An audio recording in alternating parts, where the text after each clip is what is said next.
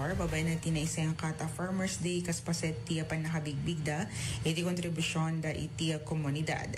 Baligi ti selebrasyon, iti maikadwapulo ket siyang Farmers Day, iti Abril 30, babay natin panagkinamayat, ti lokal na gobyerno, Agriculture Office, ken iti Municipal Agriculture and Fishery Council. Impakita, dagiti manalon ken mangalap, ahaan laeng nga iti biyang ti agrikultura, ti inda paglaingan, no di ket impakita dapay, dagiti na dumaduma at talento da babayin ti inda pa nakipagpaset, iti na dumaduma nga aktibidad.